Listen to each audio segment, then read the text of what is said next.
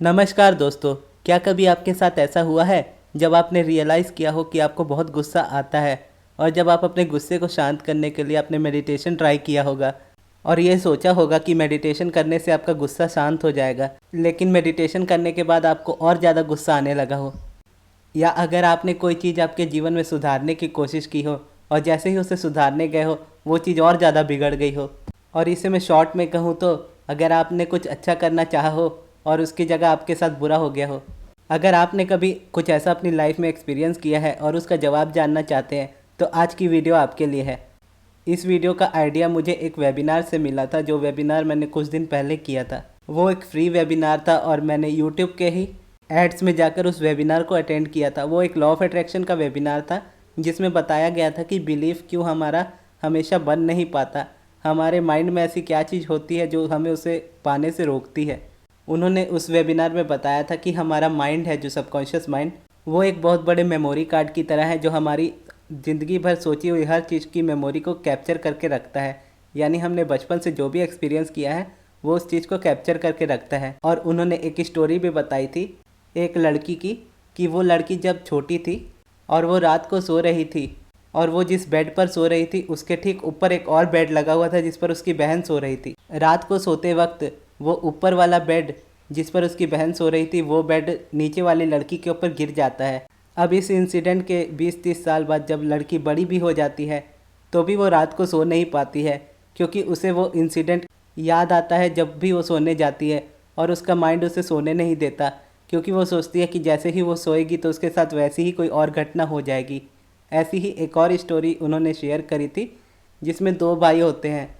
वो बचपन में ही एक भाई को एक छोटा सा कुत्ता होता है वो काट लेता है और वो 10-20 साल के बाद भी वो कुत्ते से बहुत ज़्यादा डरता है।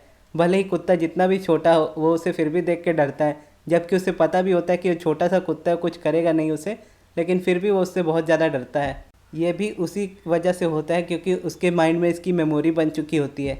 अब ऐसा ही इंसिडेंट मैं एक अपनी लाइफ से आपके साथ शेयर करना चाहूँगा। मैं जब छोटा था तो मैं छत पर पतंग उड़ा रहा था और पतंग उड़ाते वक्त मैं छत से नीचे गिर गया था। और हालांकि मुझे कोई चोट नहीं आई थी क्योंकि मैं जहाँ पर गिरा था वो एक डस्टबिन टाइप की जगह थी, यानी पेड़ से जो भी पत्ते गिरते हैं उसे झाड़ू लगाकर हम एक कोने में इकट्ठा कर देते हैं, तो उस तरह एक इकट्ठा किया हुआ कचरा था जिसके ऊपर मैं गिरा था, जिसकी वजह से मुझे कुछ हुआ नहीं था।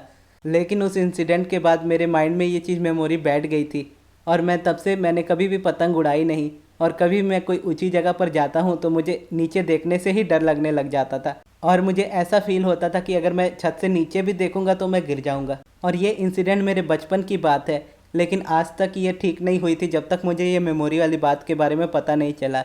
और जैसे ही ये मेमोरी वाली बात मुझे पता चली तो मैंने उस डर पर भी काबू पा लिया और जो भी चीज़ें मेरे माइंड में पुराने पैटर्न्स थे उन सबको भी ब्रेक कर दिया।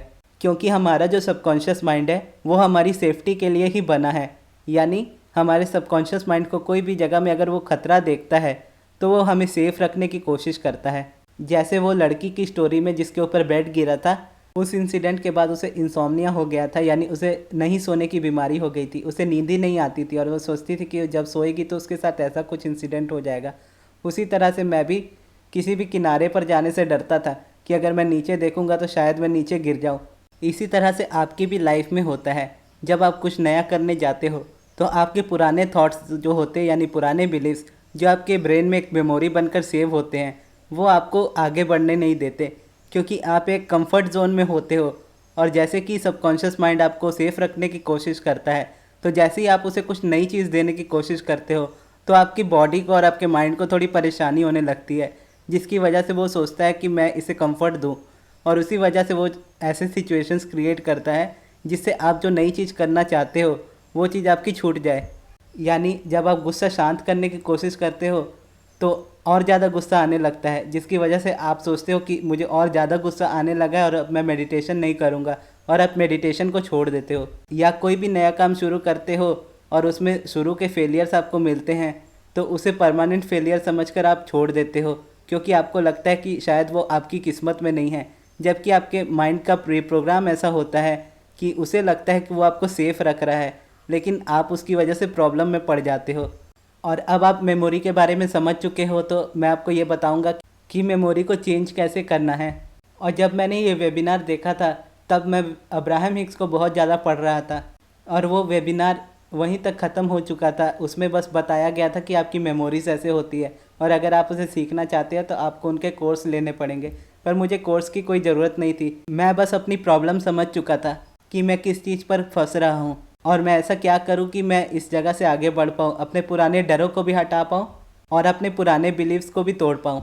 और ये भी मैंने अब्राहम से ही सीखा था, इसलिए मैं अब्राहम की ही बात आपको बताऊँगा। जैसे ही मुझे ये मेमोरी वाली बात पता चली तो मुझे अब्राहम की ही एक बात याद आई कि हमने आज तक अपने जीवन में जो भी अपने माइंड में सोचा है, जितने भी थॉट्स सोचे हैं, वो सब आज भी हमारे माइंड में एग्जिस्ट करते हैं। इसीलिए हम हमारी मेमोरीज़ को पूरी तरह से मिटा नहीं सकते, क्योंकि हमारी मेमोरीज़ ने ही हमारे आज को बनाया है। और अब्राहम कभी भी सही या गलत पर बात नहीं करती, वो हमेशा कहती है कि अपने सही और गलत को आप खुद डिसाइड करें। वो बस आपको गाइड करती है कि आपके सोचे हुए हर एक डिज़ायर को कैसे आप पूरा करें। और अब्राहम कहती है हमारे फोकस की वजह से हमारी लाइफ बनती है। ये ज़रूरी नहीं कि आप कोई पर्टिकुलर चीज़ सोचे और उस चीज़ को मैनिफेस्ट करें। बस अगर आपका ध्यान किसी चीज़ पर जाता है, अगर आपको वो चीज़ चाहिए और अगर आपको वो चीज़ नहीं भी चाहिए, लेकिन अगर आपका ध्यान उस चीज़ पर जाता है तो आप उस पर अपना फोकस कर रहे हो और उसकी वजह से वो आपके जीवन में आकर्षित होगी, चाहे वो आपके लिए अच्छी चीज़ हो या बुरी चीज़ हो। इसलिए अब्राहम हमेशा कहती है सिर्फ उन्हीं थॉट्स पर फोकस करें जो आपको अच्छा फील कराए और जो आप चाहते हो, ना कि जो दुनिया आपसे करवाना चाहती है। उसके कुछ ही दिन बाद से मैंने मेडिटेशन करना स्टार्ट कर दिया था और मेडिटेशन की शुरुआत में भी मुझे ऐसा होता था, जब मैं मेडिटेशन करने जाता था तो मुझे ऐसे सिचुएशंस मेरे लाइफ में आते थे जिसकी वजह से मुझे गुस्सा आता था और इतना ज़्यादा आता था कि मैं सोचता था कि मैं दोबारा मेडिटेशन नहीं करूँगा।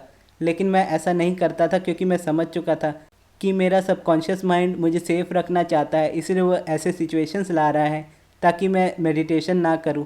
क्योंकि सबकॉन्शियस माइंड को सही और गलत के बारे में नहीं पता होता है, उसे आप जो भी कमांड दोगे आप उसी पर वो रिएक्ट करता है। और बहुत ज़्यादा गुस्सा आने के बाद भी मैंने मेडिटेशन नहीं छोड़ा। अगर मुझे ज़रूरत पड़ी तो मैंने 1-2 दिन का ब्रेक ले लिया, लेकिन उसके बाद फिर मैंने मेडिटेशन करना शुरू कर दिया और धीरे धीरे मेरा माइंड शांत होता गया। और जैसे जैसे माइंड मेरा शांत होता गया मुझे चीज़ें और भी अच्छे से समझ में आने लगी।